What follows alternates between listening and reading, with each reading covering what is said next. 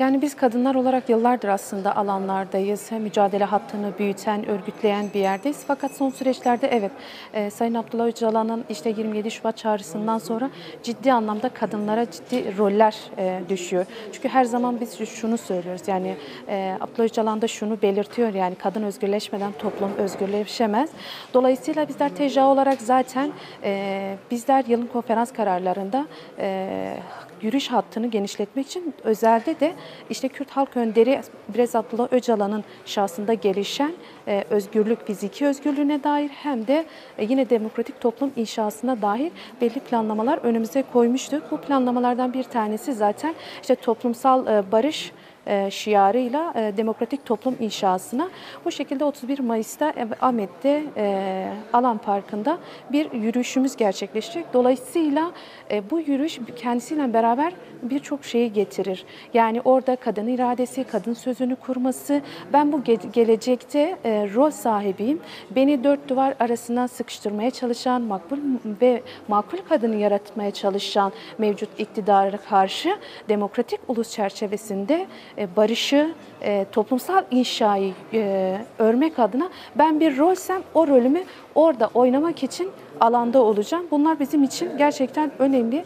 Dolayısıyla bizler geçmişten de bu yana baktığımızda hem savaş mağduru hem çatışmalarda en çok kadın ve çocuklar etkileniyor. Belki hatırlarsınız 2014 ve 15 sürecini ele alırsak yine o savaş esnasında yine en çok kadınlar tacize, tecavüze uğrandı. Yine çocuklar kayboldu. Yani bu IŞİD gibi barbar bir zihniyetle mücadele eden, kendi ağını ören ve öz savunmasını geliştiren yine kadınlardı. Dolayısıyla demokratik inşa kapsamında rolü kadının çok büyüktür.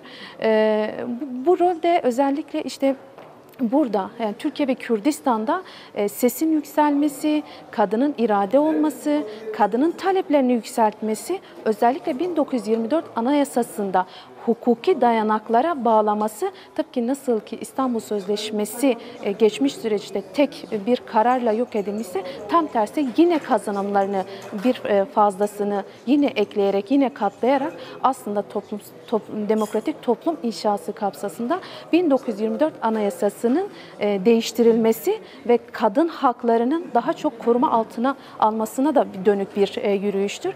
Aynı zamanda bu yürüyüş insan onurunun, barışının, insanca bütün etnik kimliklerini bir arada yaşaması ve halkların özgürlüklerini korunması için de bir yürüyüştür. Bugün işte barışa ihtiyacım var inisiyatifi kuruldu. Bu kuruluşlar, bu platformlar sıradan değildir. Bunların bir araya gelmesi, bunların oluşturulması aslında demokratik bir toplumun oluşması için atılan adımlardır. Yani bugün eğer ki demokratik bir toplum oluşmuş olsaydı ya da mevcut iktidar gerçekten o rolleri verseydi bugün buna ihtiyaç duyulmazdı.